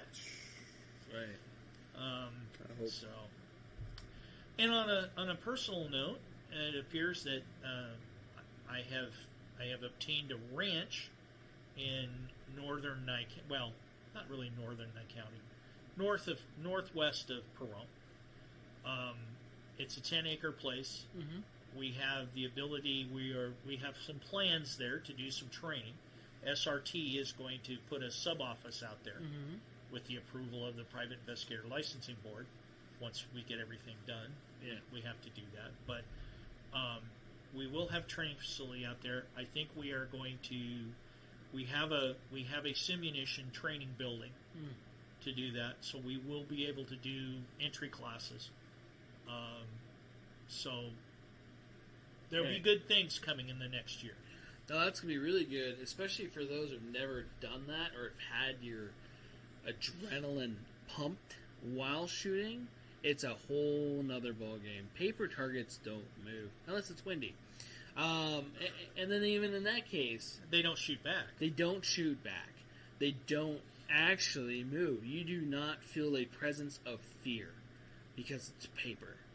Maybe fear of shooting the gun because it might be your first time, or maybe it's a huge caliber, which in that case, don't shoot it if you're not comfortable. Mm-hmm. It's meant to be pleasurable, and again, it's for your benefit, not to make it a strain. But if you've never had that type of training before, or any type of training, definitely get training. But that type of training will set a lot of stuff in your mind. It's completely different from anybody else, and you'll actually have more respect for law enforcement and military than you ever thought possible. Because those guys have to deal with that stuff sometimes on a daily basis. Like our guys, they have to deal with that shit all the time. Here in Metro, you know, not even counting the guys overseas. But yeah, we intend to break out the curriculum a little bit. We're going to set it up different levels. Okay. We're going to for civilians who want to know how to clear their house, right? If they have to, we don't recommend it. I don't. Yeah. There's a certain large firearms training facility that's to the west of here that they were for years advocating that you clear a house by yourself. Right. I've never been there before. Yeah. It's ridiculous. Yeah. I won't be doing that, but I will teach you how to what to do. Right. And it's an art, you know. And I mean we do a 5-day law enforcement entry course, not a SWAT course, an entry course for like detectives and that kind of thing. When I went through that course at said place, it was funny too. We just went over not shooting anybody in the forearm because of the hardened bone and whatever else, right? So one of the assailants that I took out was in his face, right, on target paper. So it was the clearest, best course of action because he took over his chest with his forearm. So I saw arm, weapon, boom, boom, and it was center mass face. Well, you know you just murdered that guy, right? Yeah, that was point. 2, didn't you guys just teach us and you wanted us to not do said things? And my shot was so small, my window, I went for the best one. So, am I right or wrong? Well, it depends on, you know, the prosecution. Like, you know what, fuck that. I deal with that shit later. There was 12 fucking people in here. You know? Well, and I always thought that, well, okay, you pull up in front of your house, right, and you see a guy come out with your TV set, and he runs back in the house. You call 911. You know, what are you going to do? First thing you're going to do is call 911. Right. And they go, well, it'll be an hour and a half before they get there. What part of the planet Jupiter are you on that you're an hour and a half away? Now, maybe some rural place, you know, in northern Nye County or somewhere like that, where, you know, you got an 18,000 square mile county. Right. Yeah, you might that might be a possibility. Right. Okay. And then you hear a loved one scream, and the scenario is you've got to go in and save them. Yep. You've now, and I've told these guys, you've now killed yourself and your loved one. Right. Because you're talking about people that have gone, they were in day 2 or 3 of a 4-day class. Day 3. 3, I think. Day 3 we did the kill house. Yeah. And they got these people in there to think, oh wow, I can clear a room like a SWAT guy. Right. No, you can't. No. And I mean, a SWAT team, we don't teach anybody goes in a room without at least 2 guys. Right. Mm-hmm. 2 guys got minimum to go into a room. Well, you went with another person. They were just holding on to you with a carabiner. Well, no, yeah, which is ridiculous. But you are there as the sole responder, if you will. Right. And I it's why I stopped instructing out there, was because they were teaching people how to kill themselves. Yeah. They were not teaching them real tactics. Right. And I brought that up several times, and it's, well, the students love it. Okay, you're building, you're reinforcing something you don't want these people to ever do. Right. It's ridiculous to do that. And anybody, and I've talked to several students over the years, and they go, oh yeah, I can go and clear a house. Really? Yeah. Well, any of you that, as soon as we have the facility set up at the ranch, if any of you who have gone through this course, and those of you who know what I'm talking about, please feel free to come and go through our course. Right. Because you're not going to be shooting at paper targets. You're going to be shooting at a human being that's going to shoot back at you. Right. That's Can I volunteer to be a bad guy? Oh, yeah. I give you verbal consent. Yeah, verbal consent, yeah. Well, I mean, a lot of guys, you know, when you are, guys have no rules. Well, with a role player though, a lot of times with a role player, you learn as much as a student going through that class because you go, oh wow, you're seeing it from this other side. He may have been the guy that came through there, and he went, right. Oh, now I saw what I did wrong.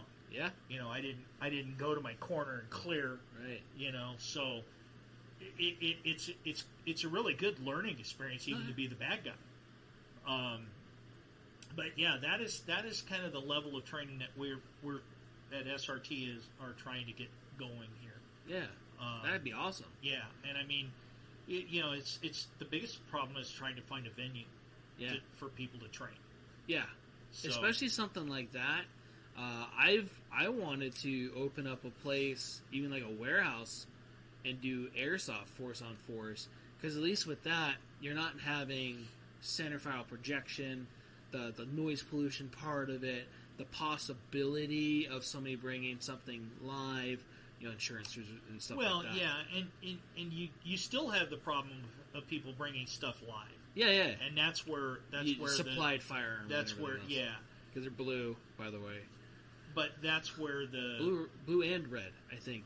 Well, simunition is all blue. Any of simunition guns they're all blue. Okay, I thought I saw. What were the red ones I saw? That's a different company. I think that's ATI. Okay. Or there's a couple of different companies that make those. Yeah, because I've seen the red slides, the blue slides, and to me, I thought it was the same company, two different teams. That way, you knew opposition, good guy. Well, you just you load different colored projectiles, and that's how you work around that. Yeah. But you will find you think if you think you know how to clear a house, right?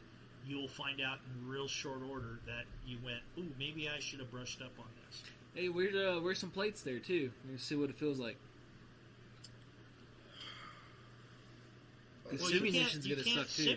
Simunition, you can't wear bare skin. You have to gloves, throat protector, groin protector, helmet, pads, because it will split skin. Yeah, easy. And one of the things about simunition, when you use it and you get hit, you make a mistake and you get hit, you don't forget that. Yeah. That's kind of like pain reinforcement. Yeah. Because, man, I mean, they will swack you. And it's really funny because you'll see people get hit in the gloves. Yeah. Get hit in the hands. Why? Because you get it's the greatest example of tunnel vision that you get when you're engaged in a firefight. You're all that adrenaline and everything comes in, and you go, oh shit, there's the threat, it's the gun, and you tend to shoot these guys, and you'll see guys. That's your target. Shot the gun, shot the hands. But that's what a lot of people aim at too. Is it's center mass almost on a paper target. That's what we're taught to shoot at. Mm-hmm. So you're shooting at the first thing you see, which is that. You're right, and we're taught. Training wise, shoot the red circle, shoot the little black circle, whatever that is, that big black thing in the center. You get hyper focused. Yeah, and you get a guy, you'll get a bad guy, and he'll be bladed on the corner, and he's only going to give you about this much of his body to shoot at.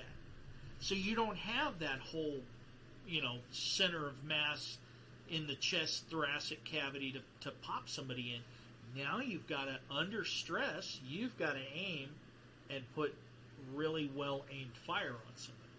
The only thing it won't simulate is because it will stop in a wood wall where an actual bullet might actually go through a wall. You might have a chance to, like the guy was on that corner, if you shot into the wall, depending on what the wall's made out of, you might score a good hit on somebody. Yeah. But those are things that you learn with that, and we're really kind of stoked that we're going to be able to bring that level of training. Yeah, I like it too. We just got a comment on YouTube. Frank wants to get signed up for that. So one of our good customers here, he was here earlier. Frank, he's been on the show too. Well, he was leaving late, so like, hey, door's locked. You're on the couch. So literally, that's how it was. That's kind of how it was. But yeah, so he wants to be on that. And I'm sure there'll be a lot of other guys too that want to do that. I know I definitely would love to do it myself. Can I be a bad guy though? to shoot you a few times. Right. I've got to teach you how to be a real bad guy. And how to take hits like a man. Yeah. You're saying I'm a bitch? Yes. Don't wear a cup. Don't wear a cup. Wear a cup. Yeah, you wear Yeah. coin protectors. We make sure you have all the protective gear. Right. Because it is. It's gonna hurt if you don't have shit. Well, it you know you have to be shot. very there's penetration. Yeah, there's you know you're talking about a plastic paint filled projectile that's traveling at over 400 foot a second. Okay, and it isn't 58 caliber; it's 7.62. So it's very 30 cal. It's 30 cal. It's got a very short cross section, and now I have the uppers I have are 9mm uppers for the ARs, but they make an AR projectile. Rifle projectile. They make a rifle projectile. They also, which I've only got to use once, and I felt bad for the poor guys I was hosing, but I got to shoot a 249 with a belt functional, full auto. That's 249 awesome. Paint simutation weapon. Awesome. Yeah, that was bad. Yeah. I felt bad for the guys. Oh. A little bit. A little bit? Yeah. But, you know, you have adapters for 12 gauge, you're shooting the same pellet out of it. Okay. Or same it's like bullet a out of it. paintball on steroids. Yeah, it's and hit by a paintball? No, but I've been hit by the plastic BB I shot. Bro, that shit fucking hurt. Yeah, think about that. He shot me on the leg the other day. Times 10. With a fake gun, by the way. Times at least 10. Yeah, I mean, it's if you get hit in the bare skin, it's opening you. You're gonna have a bleed. big welt and bleeding. So when you shot me that other day, times 10. Yeah. Yeah, no. That shit I will tell you, you will make a mistake. You'll come around a corner, or you won't clear a corner, and you'll get shot, and you'll never forget it. Because I still remember back in the 80s, some of the getting shot doing some of the stuff we were doing, and I was going, I'm never doing that again. Yeah. You know, and that's stuff that sometimes you don't get a chance. Yeah. I mean, That's you get smoked, and I mean, it kind of brings it to you because you'll get hit. You got a full face helmet, and you'll get hit, and there'll be this big paint splat right here, and you sit there and you go, you know, I'll tell my students, you're a dead man. You just took one in the head. You were here a second ago, and now you're gone. Exactly. How do you feel? Because you made. How does that make you feel? Yeah. Because that makes you rethink. It makes you think your about what you're doing. Approach to certain things. Yep, absolutely. A lot of people do the Call of Duty approach, where you're just one man rushing in. Because that's what a lot of people can't do that no more. And that's one of the number one things that I remember from Lenny. Actually, was the number one rule about clearing a house or a room: never do it by yourself. Never do it by yourself. Never enter a room by yourself. All right, unless you're like, you know, Mike Glover or somebody that. Well, I mean, there's guys right now.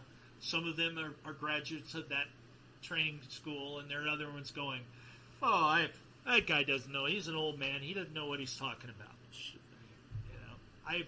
You know, I don't remember how many warrants I've done, how many doors I've been in. Probably somewhere between 400 and 600 in my career. Damn. And that was live, real world, kicking doors in. I don't care who you are. If you say, "Oh, I'm never scared when I go in that door," you're lying. Right. You're a liar, because you don't know what's on the other side of that. And I've buried some of my friends. Right. That, you know, shouldn't have happened, but it did. Right. You know, and I mean, it's that quick and it's over with, bro. And sometimes it's not even your mistake. It's not your mistake. It's just how it happens. How it happens. How it goes down. And you can do and you really have to do everything. Get it all through your head. Get it all through your head. You've got to. It's that Did Call of Duty shit is not real life. No, it's not real. That shit's fake. No. Yeah, I mean, you don't run in and do the shit that you do in Call of Duty and survive. Oh yeah, I would die. But I like it for a mental release. But that's one of all the things that piss me off about that game is a knife will outdo an AR. Bruh. So I could plug you with 20 rounds in the face. You could watch it go, right? No fucking helmet, no nothing. Yo. Just in the face. And the guy goes, huh, throws a knife at you while being shot in the face, and you die. Fuck that. Or a tomahawk. That is not real, guys. Right. That's not the real world. That's not how it works. That's not the real world. Unless you're playing hardcore. Dude, well, no, that's the thing, though, too, is you have to switch it up on that. Which one of the things I like about the new campaign is it does pop out. I could actually do a burst shot at somebody, and it take them down. We're like, okay, that's better than other versions of other video games, to where it's like I have to put a whole mag in somebody. And it's not real life. It's one or two, but depending on drugs and everything else too. But that's a different story. But I mean, I've since 2008, we've been doing the Global Anti-Terrorism Assistance Program training, and we trained a lot of guys all over the world, and some of those guys are not here. No. And it's really tough because you get to know these guys. You work with them for 6 weeks. Mm-hmm. This real intensive training. You get to know them for 6 weeks, and then and you just go, oh my God, is it something? You just go. You're not collecting a paycheck. You're trying to keep these kids alive. Yeah. And that's the attitude that I try to bring to all of our training is, hey, we're not here just to make money. Yeah, we're a capital company. We're going to make money, but my focus is to teach people to stay alive. Right. Because, That's the end goal. Right there. And if you train badly, you're going to perform badly. Right. Exactly. And I try to. I've gotten as the older I get, the more I realize, hey, look, that square range on the paper targets, and I see guys. It's like, I'm sorry for you guys who are IDPA shooters or those kind of things. Yes, you're very fast. You're very good 3-gun matches and all that. If you take those tactics that those guys use, how many times do you see a guy in a three-gun match reloading a gun as he's running to the next station, which is normal because you're doing timed events. Right. Those people may be great shots, but they're terrible if it was a real gunfight. Yeah. Because everything they do is tactically not sound. No. It's all about speed and hits. Yeah. Acquiring targets is faster. Yeah. Because that's what you're trained for. And actually some guys have gone in, professional shooters, have gone in to teach guys how to acquire targets faster with their sighting. Yeah. Finger guns, by the way, YouTube. So just gotta make sure. Yeah. Da-da-da. Yeah. Pew-pew. So You got a license for that, sir? maybe. Ding, ding, ding, ding. Steal targets. Or you do the old SWAT thing where you're doing the knife. Right. The knife. Well, that might be. My oldest. I got to tell you this story. You'll love it. My oldest daughter. Mm-hmm. She grew up around me when I was really heavily into the SRT thing. So, I'd be talking, with guys and talking with the hands. And so in 2004, when the movie, Samuel Jackson movie, SWAT came out. Yeah. And they're in there doing that thing. Yeah. And she calls me up. She says, Dad, do all the SWAT guys do that thing you do with your hands? And I said, yeah, pretty much, honey. She says, I just thought that was something weird you did for years. Bruh. I said, no, honey, and pretty much we all kind of were going through the, it's the knife hand, submachine gun. Right. But yeah, I mean that's the kind of level of training that you look at. And it's not for everybody. No. I mean, I don't believe I'm going to get a 90-year-old person to come and go through it, although I'm getting there myself. But right. I mean, at the end of the day, it's not what they do. But no. if you ever stop learning in this business, quit because you're done. Yeah. I mean, I still attend classes. Because I wish I could attend more. Yeah, I wish I could too. I got a company to run, unfortunately. Right. But I send some of my employees to go to schools, and I don't get to go. But those are the things in this business. If you stop learning, you should stop teaching or stop. You shouldn't stop shooting or defending yourself, but you certainly should stop teaching because you're no longer trying to be a better instructor. You're not trying to better yourself. Yeah. No, I agree with that. That would be a really cool thing to do, and not just to possibly be the bad guy in that situation, but even go through it. I've been through that other course, and I did learn some stuff, but I also learned some things to where it's like, what the fuck? Right, there was a lot of things. You know, they offered. I got offered a job there my first time out, and which was really awkward. Being in like, what? I don't have background in firearm training besides taking classes, you know. So that was awkward. It's like, do you just offer that to anybody? Well, I got asked to come out and, go through the class and, right. Instructor development class, which I did. Yeah. Well, I'd been a firearms instructor by then. That was 2007. Yeah. 6 or 7. So I had been a firearms instructor for 20 plus years then. Yeah. And, I go out there and I go, well, this is, and I attended Gun Sight in 1983. Oh, okay. And it was very much, Chuck Taylor was my instructor at that time. And it was very much like a deja vu of 1983, except it was 20 years later. Yeah. And, it was the same sort of thing, and I was like, well, okay. But I was shocked that there was a lot of instructors that literally, like you said, had just gone through the class so many times, they were now an instructor. Right. But they weren't an instructor in anything except that curriculum. That area. That little narrow curriculum. Yeah. And I said, guys, this shit doesn't work in the real world. And I've got years of saying, it did. And, well, no, you don't know what you're talking about. We can't. This is the greatest curriculum on the planet. I said, okay, well, we have to agree to disagree. Thank you very much for your time and hasta la vista, baby. Right. But I teach a curriculum in the State Department that we're teaching guys crisis response team and advanced crisis response team, which is basic SWAT and advanced SWAT. So we're teaching those guys stuff, and we teach for 6 weeks, and then they go to the advanced class, which is another 6 weeks. So they've gone, by the time that they're actually fielded, they've gone to 12 weeks of training. Yeah. And you're not going to get these guys in 4 days to be able to shoot as well as a SWAT team, any SWAT team member or a Navy SEAL, like has been advertised before. Mm-hmm. Right. But it's again, you got to branch out on your training. I pick up. I could go to 10 different classes, and there may be 10 different instructors who teach virtually the same thing, but they do it in 10 different ways. And I may be able to pull something.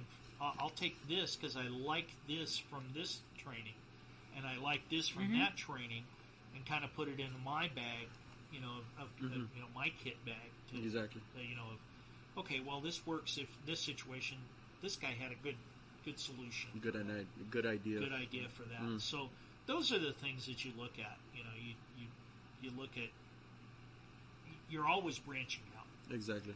You're always trying to expand everything. Well, that's the good thing that it's like you got to be open-minded too when it comes to that. Yeah. Oh, yeah. You have to keep an open mind. I mean, you could go. I know how. The guys that I think tend to be some of the. They're not bad instructors, but they're not doing their students a service. Is when you say, okay, I know how to do that. I don't need to learn your way, or I don't need to see your way. I know how to do that. Right. Exactly. And okay, well, what's your background, and what did you use it for? Mm-hmm. Because we found out in the State Department, because we teach 8-man cadre for 24 students, usually 50% military special operations, 50% law enforcement. military special operations and law enforcement, when we enter a building, that's where everything, we might stack up carry the same weaponry, but that's where everything, turns to two completely different paths. I mean, we've got guys, and we were talking with some of our special ops guys. I mean, these guys are SEALs and Delta, and I mean, these are not Call of Duty warriors. The Delta guys were actually there, or were they just invisible? Well, no, they're actually there. They were very quiet, though. Very quiet? They're the quiet warriors. The quiet ones? Yeah. I heard that they're, you don't know when they're there. What is so much fun is to get Delta operators and SEALs together. Really? Because it's, well, you fucking guys are all quiet. Well, you guys are a swim team. I mean, it's the quality of these guys. Yeah. I always love to hang around those guys because I never see up things too. You can be half in the bag with somebody and go, really? Yeah.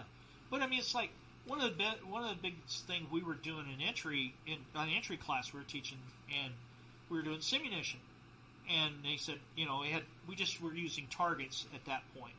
So they were going in and they shoot, and the guys were moving through the house. And I said, whoa, back up. He goes, what do you mean? I said, dude, this is law enforcement. You now created a crime scene.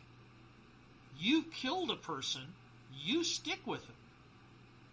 Well, that's, and all the operators are going, well, that's bullshit. We got to move through this place and kill everybody. Right.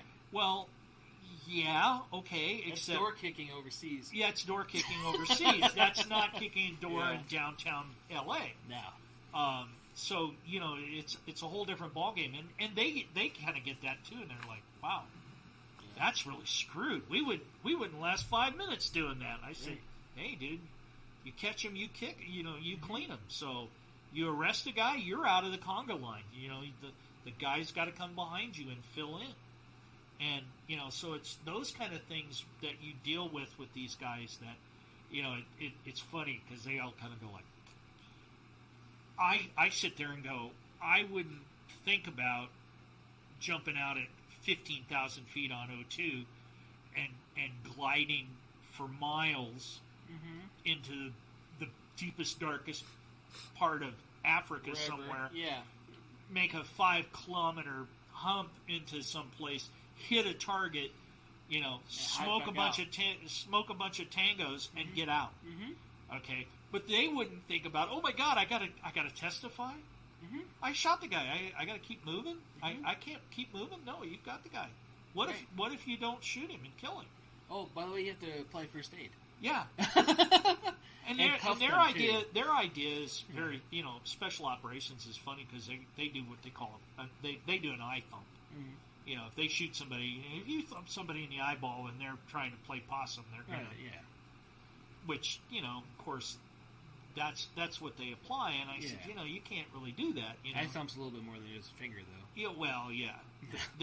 Most of them guys have all thumped him, kind of hold it back to thump him. But I attended a course with the SAS years and years ago. That would have been fun. And they were talking. We got a briefing about Princess Gate, the first operation that the SAS ever did outside of the shadows. And we were asking him about first aid. What do you guys do for the guys that are wounded? And he says, oh, that's our flopper man. And we're going, flopper man? Yes, he's the last man. He's our rear guard. He comes along, and if they're still flopping, he takes a Browning high power, shoots him in the head, and moves along. And I went, so SAS. So yeah, I mean that's kind of that world, and don't get me wrong, in that world, that's different. It's completely different than law enforcement, but. It's always kind of funny because we have to kind of tone those guys down a little bit because they're teaching law enforcement troops, right? Not they're anti-terrorism, but they're law enforcement cops. So, are you going to sleep on me over there? Maybe. Shh. I'm making fun of you older guys. Dude, I'm still. I had a Pepsi. I'm awake now. Dude, that doesn't do shit. That's fucking water. Yeah. The kind of energy drinks I drink. Oh man, I have an energy drink. I'd have a. I need to fucking move on to cocaine. You need to go right to meth, man. Right? Right to meth. I like my teeth. Yeah. Don't go selling Christmas trees. Yeah. Yeah. You'll be selling Christmas trees before you know it. Right. So, well, definitely appreciate you being on here. Oh, hey, I always love it. Yeah, definitely fun. Hopefully you guys got a lot of stuff out of it. And a big part of it, too, when we're talking about the training and going to take other training, always be humble. You can always learn something, you know. Going to that one place that we've talked about in the beginner's class, or the first day is usually the worst day. And there's still something you can learn. Even if you're like, oh, God, I know what a handgun is. Okay, well, you know what? The parts have been the same. The gun is still the same. But there might be something, oh, shit, I forgot that's what that's called. You know, sit back, listen, take in what you can. One, you paid for it. Might as well enjoy it, right? You know, two, always be humble. Try to learn as much as you can. You can always learn something. You should be able to always learn something. Regardless of your training level, you know. Lenny just brought up all these guys that do it professionally, door kicking, and they learn something. You know, these are guys that every day they put their lives on the line, sometimes with hours' notice, you know, and then sent over to another whatever, and doing a job that, you know, hopefully none of you guys are doing at this moment in time, because if you are, you're not listening to me. Yeah. Probably listen to the Sean Ryan show. Fucking Sean Ryan. Where he has like a 12-hour fucking podcast. But, you know, he has whoever else listening to him too. But yeah, no, definitely do that. Get training. It'd be great when you get that up and running. As I would definitely love to do that. Well, I'll make sure you're in the inaugural class. I appreciate that. Me too. Yeah, maybe I might let you into. Maybe. Right? Even as a spectator. I'll let him go first. Damn, be like, bodybuilder. go bitch. Hey, he's wearing his plate carrier. Let him wear the plate carrier. That's it. You're gonna still feel it. You're gonna feel that. I'll sacrifice myself for you, Daddy. Oh wow. Yeah. Is he bucking for a raise or what? He's bucking for something. Yeah, I don't know. I think he likes it. He might. I might. You might. Wow. If you drop your wallet, kick it to Henderson before you bend over and pick it up. Right? Bruh. And put some magnet or metal in it, get a magnet. Hey, Greg, pick that up for me, will you? Well, he knows how to bend over, though. Yeah. He was in the Navy. And he went to the Philippines. Yeah. Oh, ow, ow. Lady boys. Wow. So, wow. yeah. That deteriorated rapidly. But yeah, definitely thanks guys for tuning in. Next week, Thursday, live, 7-ish, depending on circumstances. Sales or not. Right? No, sometimes we get that, sometimes we don't. It just depends on what it is. So, we'll be live here on YouTube. Hopefully they don't give us another strike and ban us for a period of time again. It was only a finger gun. Yeah, it was finger guns. Oh, we would have been kicked off. It's frozen. Maybe we get kicked off. We didn't know about it yet. We still got 19 viewers. 19 viewers? No wow. shit. Nice. Well, thank you, 19 people who, right, hang in there with us. Right. Yeah, I know that YouTube wasn't showing up on his thingy. But links are up. The links are up. So yeah, if you guys are following us, not just on here, but you want to listen to us on the road because you're like, damn, Jared, you talk for a long time. I know. I get told that often. So listen to us on Spotify, Google Podcasts. We're on Samsung Podcasts. I think Samsung Podcast has our most downloaded podcast when I was looking at the stuff last week. And the most we've ever had downloaded was the first Greg Wynot episode, which was over 3,000 some downloads. Wow. Right now. I know. And it wasn't like the first day. It was over a little bit of time, but like, god damn. Well, I don't know if you and I ever did one and we were like, okay, you got to do an hour or 2 hours. We're screwed. So, right. Yeah. We both talk a we'll lot. We'll have to have somebody go, okay, boys, wrap it up, okay? Right. Little ding, ding, ding sign. Yeah. Time to go. Shut up. We're still talking. If you did not know, Lenny and I, we hate each other. So. Yeah. Rotten bastard. Right. But yeah, it's always a pleasure having on here. Anytime you want to come on, you just come on. Hey. Man. You know the phone number. Pick it up. No, I know, dude. But I also don't know your schedule. You're a busy guy. You got a business to run too. You know. Not tomorrow. Right. I'm off for Veterans Day. Yay! Yay! Hey, happy Veterans Day. Oh, thank you, sir. Yeah. Happy Veterans Day. Yeah. So, if none of you guys were remembering from Lenny's first video, he's retired Army. I'm not retired Army. I'm former Army. I'm retired Department of Homeland Security. They didn't let you retire? I didn't stay long enough to retire. I call it retired. Yeah.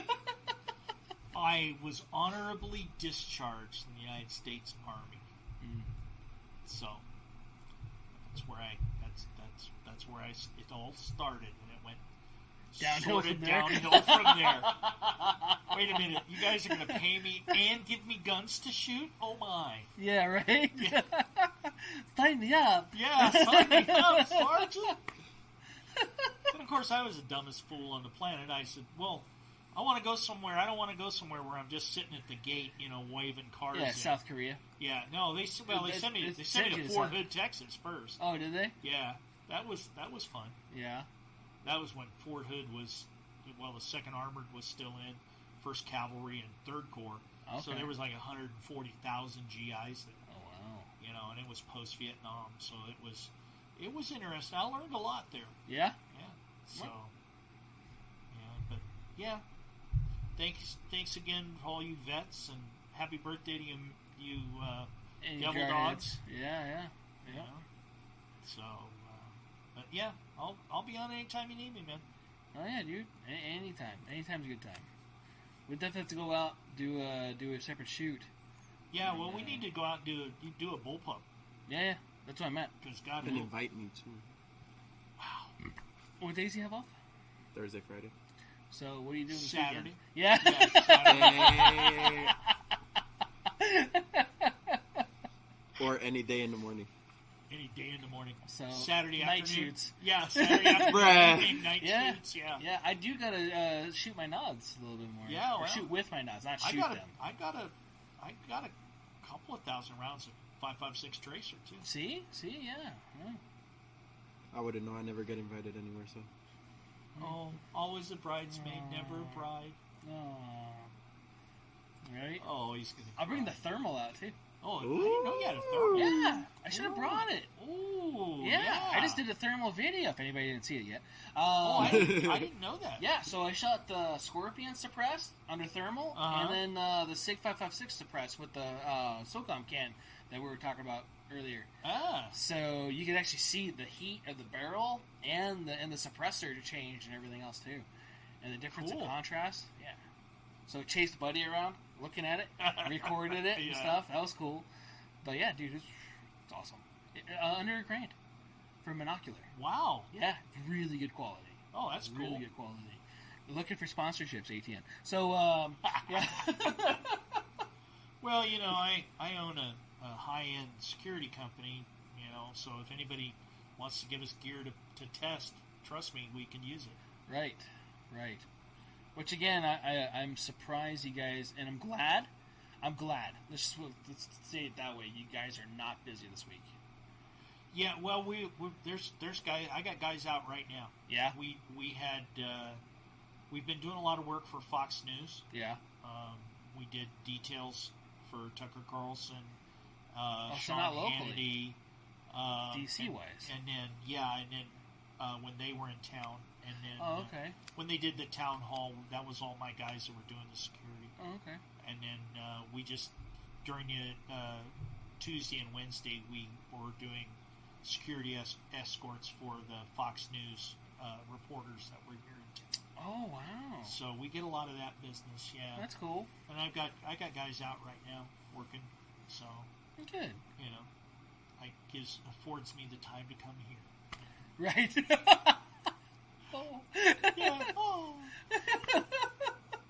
Well, thank you guys that are working so Lenny could be spending time here with me. Yeah. There you go. Oh. Yeah, I didn't mention you. We're gonna shoot him. We're shoot him fucking hard. Paint balls, Right. man. He's gonna look like a really bad Earl Shot Yes. paint job. Yes. Or no, Jackson Pollock. I want to make it hard on you. Yes.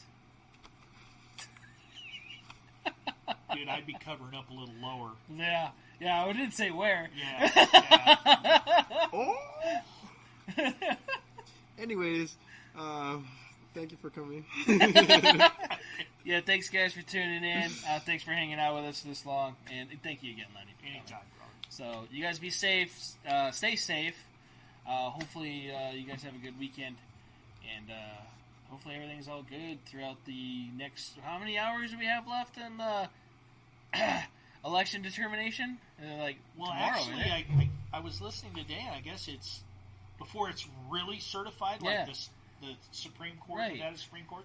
It's like 21st, 22nd Holy shit! before it's actually certified. Oh my god! But probably Tuesday or Wednesday they will have all the votes counted. Yeah. Hopefully there will be a one-hit wonder as a governor and a one-hit wonder as a senator. Right. So Yeah. that's my opinion. Not that doesn't reflect the opinions No. of the management or ownership of controlled pair munitions. No. LLC. No. But we voted for the same people. So Yeah, yeah. it may have. We don't May know. have. May have. It's secret. You never know. You It's never know. secret. Yeah. Red Wave. Have a good weekend, guys. See you guys next week. Later.